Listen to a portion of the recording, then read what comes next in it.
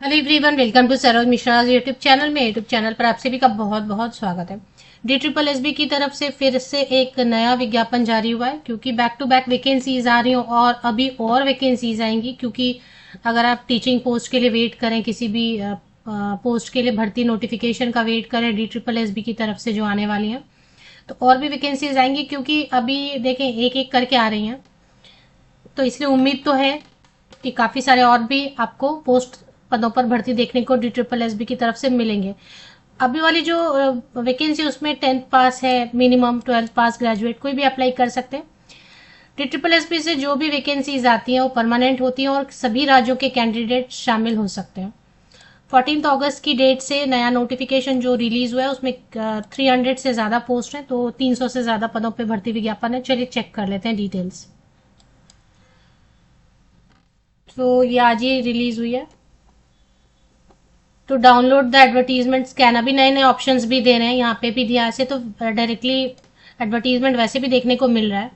14 अगस्त की डेट से DSSB government of NCT of Delhi, Delhi में आने वाली सभी सरकारी परमानेंट भर्तियों की सभी नोटिफिकेशन आपको DSSB की ऑफिशियल वेबसाइट पर ही मिलती है। ऑथेंटिक जो न्यूज़ है, अभी फेक बना के बहुत सारे सर्कुलेट होते हैं। सबसे ज़्यादा तो मैं देख रही हूँ यूपी का कितना सारा फेक बना के सर्कुलेट करते हैं। तो 26 अगस्त से अभी जो नया विज्ञापन जारी हुआ उसके लिए 26 अगस्त से नोटिफिकेशन के हिसाब से 26 अगस्त से अप्लाई कर सकेंगे और 24 सितंबर तक, 26 अगस्त टू 24 सितंबर, लगभग एक महीने का टाइम दिया गया है। इसमें जो वैकेंसीज हैं वो टोटल 334 है। 334 पदों पर भर्ती है। क्या क्या पोस्ट है वो मैं आपको दिखा देती हूँ। सब में 10वीं पास अप्लाई कर सकते हैं, मतलब मिनिमम 10वीं पास है। तो सबसे पहले कोर्ट अटेंडेंट SL, अलग अलग मतलब डिपार्टमेंट में, room attendant and security attendant. Delhi high court में भर्ती होगी। तो कोर्ट अटेंडेंट शब्द ही है, लेकिन रूम अटेंडेंट है, सिक्योरिटी अटेंडेंट है, मतलब सब वहाँ पे जो कोर्ट के जो कागजी काम होते हैं, जो डॉक्यूमेंट्स के काम होते हैं, तो एक अटेंडेंट रहता है जो कि पास करते हैं, कि जज के पास उसको देते हैं, या डॉक्यूमेंटेशन का काम करते हैं, तो कोर्ट अटेंडेंट हो गए। रूम अटेंडेंट भी लगभग वही हो गए, कि वहाँ पे 2-4 लोग रहते हैं जो कि सरकारी लोग, जो कि प्रोसीजर जो हो रहा है उसमें हेल्प करते हैं। कुछ फाइल को इधर से उधर शिफ्ट करना, मतलब बिल्कुल बेसिक काम रहेगा।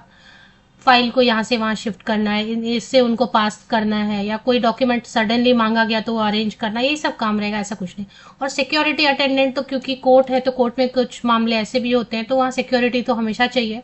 तो खास वहाँ हाई कोर्ट की सिक्योरिटी के लिए तीनों पदों के लिए जो है ना, आपको 10th पास ही मांग रहे हैं, मैट्रिकुलेशन पास, बस। अब इसमें आगे देखेंगे आप, और लिखा है, और का मतलब होता है या फिर इक्विवेलेंट, या फिर इंडस्ट्रियल ट्रेनिंग इंस्टीट्यूट पास सर्टिफिकेट, या फिर ITI का सर्टिफिकेट है तो भी चलेगा। एक्सपीरियंस में आप देखेंगे नील, मतलब कोई एक्सपीरियंस नहीं मांग रहे हैं। डिजायरेबल में भी कोई एक्सपीरियंस नहीं मांग रहे हैं। कोई भी सर्टिफिकेट टाइपिंग का, कंप्यूटर का, परसेंटेज का भी प्रॉब्लम नहीं है। किसी भी प्रतिशत अंकों से आपने 10वीं, कम से कम 10वीं पास किया हुआ है। देखिए, दिल्ली हाई कोर्ट की जो जॉब है, परमानेंट जॉब है, दिल्ली की जॉब है, सैलरी बहुत अच्छी रहती है दिल्ली में, क्योंकि मेट्रो सिटी जो होता है ना, वहाँ पे HRA, हाउस रेंट अलाउंस, सबसे ज़्यादा होता है मेट्रो सिटी में, तो सैलरी ज़्यादा बनती है मेट्रो सिटीज़ में। प्लस दिल्ली आपको हमेशा ट्रांसफ़र का टेंशन नहीं रहेगा, कभी भी ट्रांसफ़र नहीं होने वाला, दिल्ली ही जॉब लोकेशन रहेगा। दिल्ली हाई कोर्ट में मांगा गया है, सारे पदों की भर्ती सब मांगी गई है, तो दिल्ली हाई कोर्ट में ही, मतलब जगह भी चेंज नहीं होना है। एक जो होता है ना, एक एज के बाद लगता है ना कि नहीं अभी शिफ्ट नहीं होना है, ट्रांसफर नहीं चाहिए, तो वो यहाँ पे सुकून मिलने वाला है। तो 10वीं पास है, 12वीं पास में, ग्रेजुएट है, कोई भी अगर आवेदन करना चाहते हैं तो अच्छी वैकेंसी है।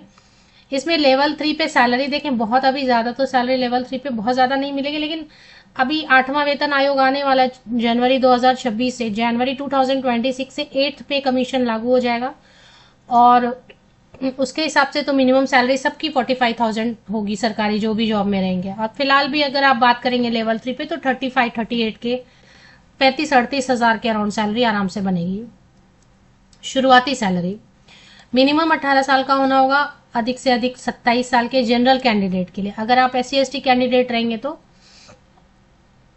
सबके लिए वही है, कोर्ट अटेंडेंट बोले या जो भी है सबके लिए वही है कि अगर आप 10वीं पास है, 10वीं पास के साथ आप अप्लाई कर सकते हैं। इसके ऊपर की क्वालिफिकेशन अगर 12th है, ग्रेजुएट है, वो भी आवेदन करना चाहें तो बिल्कुल कर सकते हैं। अगर नहीं है 10वीं पास, डायरेक्ट ITI कुछ सर्टिफिकेट आपने किया हुआ है तो वो भी चलेगा। सबके लिए 18 से 27 साल एज की गणना आप 1 जनवरी 2025 को कट ऑफ डेट लेके एज की कैलकुलेशन करेंगे 18 to 27। बाकी सबके लिए वही है 10th पास या फिर ITI, 10th पास या फिर जितनी भी वैकेंसीज यहाँ पे आपको देखने को मिल रही है सबके लिए 10th पास या फिर ITI है। और एज की क्राइटेरिया 18 से 27, 18 to 27 जनरल कैंडिडेट्स के लिए। अब इसमें जो है 24 सितंबर 2025 तक क्लियर हो जाना चाहिए कि आपके पास इतना ये क्वालिफिकेशन है, 10वीं पास है आप। किसी में भी मुझे एक्सपीरियंस नहीं दिखाई दिया, सब में एक्सपीरियंस वाला कॉलम देखे नील है, खाली है, फिर भी एक बार आप चेक कर लेना। मुझे तो सब में नील ही है, एक्सपीरियंस नील, कहीं पे भी एक्सपीरियंस नहीं मांग रहे, क्योंकि ये एग्जाम बेसिस पे भर्ती लेते हैं ना, और वो ट्रेनिंग तो देते ही है प्रोबेशन पीरियड में, जो रखते हैं 2 महीने 3 महीने कहीं 6 महीने, तो वो सिखाते हैं ना काम क्या करना है वगैरह, तो बस उतना काफी हो जाता है कि डॉक्यूमेंटेशन है, फाइलिंग है, सिक्योरिटी कैसे करनी है। फीस के लिए जितने भी, अच्छा इसमें फीमेल कैंडिडेट भी अप्लाई कर सकते हैं, मेल कैंडिडेट भी अप्लाई कर सकते हैं, और PWD कैंडिडेट भी अप्लाई कर सकते हैं, सभी आवेदन कर सकते हैं। तो जितनी भी महिलाएं, चाहे किसी भी वर्ग की महिला हो, फीमेल कैंडिडेट किसी भी कैटेगरी के हो, चाहे SC ST कैंडिडेट है, PWD, एक सर्विसमैन, सबको फीस 0 है, नो फी। एंड अगर पुरुष अभ्यर्थी है जनरल, OBC, EWS कैटेगरी के, तो उनके लिए 100 रुपीज एप्लीकेशन फीस होने वाली है। इसमें 2 एग्जाम होते हैं, जो भी टीचर वाली जो वैकेंसी शिक्षक भर्ती होती है उसमें एक ही परीक्षा होती है, बट बाकी जितने भी होते हैं उसमें 2 राउंड होता है, उसको बोलते हैं Tier 1, Tier 2। तो 2 टियर एग्जामिनेशन बोलाते हैं, 2 टियर, 2 परीक्षाएं होंगी कहने का मतलब। Tier 1 में क्या होगा देख लेते हैं। Court attendant, room attendant, security attendant, सबके लिए Tier 1 में 100 क्वेश्चंस रहेंगे, 100 मार्क्स के रहेंगे, 100 MCQs, वस्तुनिष्ठ प्रश्न या ऑब्जेक्टिव टाइप जिसे आप बोलते हैं। हिंदी 25 क्वेश्चंस रहेंगे, इंग्लिश में ग्रामर देखना होता है, ग्रामर में बहुत कुछ है, जनरल नॉलेज रहेगा, हिंदी के क्वेश्चन हिंदी में रहेंगे, इंग्लिश के क्वेश्चन इंग्लिश में रहेंगे। जनरल नॉलेज आपको हिंदी और इंग्लिश दोनों ऑप्शन मिलेगा, अगर आप हिंदी में पढ़ के आंसर करना चाहते हैं वो भी चलेगा, इंग्लिश में पढ़ के आंसर करना चाहते हैं वो भी ठीक है। अरिथमेटिक मतलब साधारण गणित रहेगा आपका, जो कि 9-10 तक का रहेगा, वो भी 25 मार्क का, मतलब उसमें लाभ हानि, प्रॉफिट एंड लॉस कहने का मतलब, परसेंटेज रहेगा, वेन डायग्राम, पाई चार्ट रहेगा, थोड़ा सा सांख्यिकी रहता है, समय दूरी मतलब टाइम एंड डिस्टेंस रहेगा, अनुपात का रेशियो के क्वेश्चंस रहते हैं अरिथमेटिक में। 0.25 नेगेटिव मार्किंग रहेगा, मतलब कहने का मतलब 1/4 मार्क्स जो है कट हो जाएगा। कहने का मतलब है कि अगर 4 गलत आंसर आप कर रहे हैं तो आपका 1 मार्क जो है ना कट हो जाएगा। 50% जो है ना कट ऑफ मार्क्स है अनरिजर्व के लिए, SC ST OBC non creamy layer, EWS PWD and एक सर्विसमैन के लिए 45% कट ऑफ मार्क्स रहने वाली है। Tier 2 में क्या पूछेंगे, Tier 2 में इंटरव्यू रख रहे हैं, Tier 2 में कुछ परीक्षा नहीं देनी है, इंटरव्यू रख रहे हैं। बाकी जितने भी शिक्षक भर्ती होती है ना उसमें इंटरव्यू नहीं होता, यहाँ पे इंटरव्यू है तो ठीक है ना। इंटरव्यू में क्या वो बेसिक पूछेंगे, आपका नाम क्या है, आप क्यों इंटरेस्टेड है, यही काम क्यों करना चाहते हैं, दिल्ली में क्यों काम करना चाहते हैं, कोर्ट में क्यों काम करना चाहते हैं, आपके मेरिट बताएं, डिमेरिट बताएं, और कुछ काम के बारे में पूछेंगे, अगर ऐसा कुछ हो गया, सिचुएशन आ गया तो आप क्या करेंगे। तो ये सारी चीजें हैं। सिक्योरिटी से कैसे आप रिलेटेड मतलब कैसे उसको सिक्योर रखेंगे, डॉक्यूमेंट्स अगर कुछ है, रिस्की डॉक्यूमेंट है तो सेंसिटिव डॉक्यूमेंट है उसको कैसे आपसे, यही सारे क्वेश्चंस रहते हैं। Tier 2 इंटरव्यू में कोई भी क्वालिफाइंग मार्क्स नहीं रहेगा, उसमें जो जैसा स्कोर करेंगे उसके हिसाब से। तो पहला जो प्रश्न है वो ऑब्जेक्टिव रहता है, दिल्ली में जो DSSS परीक्षा करवाते हैं उसमें ऑनलाइन परीक्षा होती है कंप्यूटर बेस्ड। 1/4 मार्क्स कटने का मतलब है 4 गलत आंसर, 4 रॉन्ग आंसर पे 1 मार्क है। ऑल इंडिया से कैंडिडेट अप्लाई कर सकते हैं, तो ये सब रहेगा। इंटरव्यू के भी मार्क्स जुड़ेंगे और उसके भी मार्क्स जुड़ेंगे फाइनल मेरिट लिस्ट बनने में।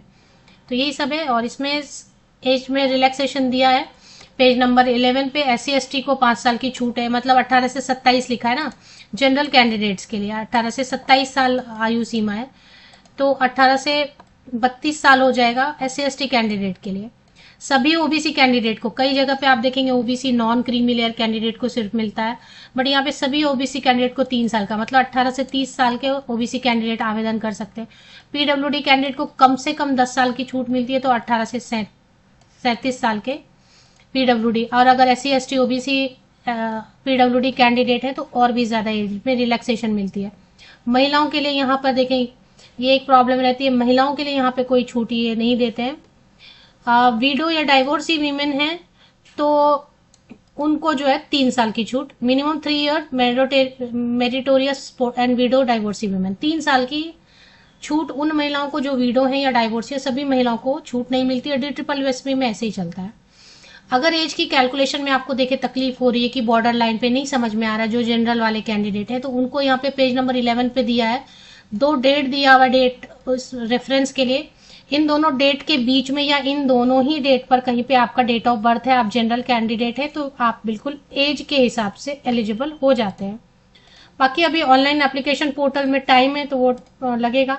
DSSB की ऑफिशियल वेबसाइट है, इसी ऑफिशियल वेबसाइट पे जो भी नोटिफिकेशन आती है वही फुल एंड फाइनल होता है। फेक नोटिस का जमाना चल रहा है, बहुत फेक नोटिस है, पहले वेबसाइट पे वेरीफाई करें। कई जगह तो ऐसा भी हो रहा है कि एग्जाम कैंसिल हो गया ये भी बोल देते हो, वेबसाइट पे ऐसा कुछ नहीं है, तो ऐसा कुछ नहीं है, आप जाना है आपको एग्जाम देने। तो ये आ गए एडवर्टीजमेंट नंबर 3/2025, अच्छी वैकेंसीज है दिल्ली हाई कोर्ट की।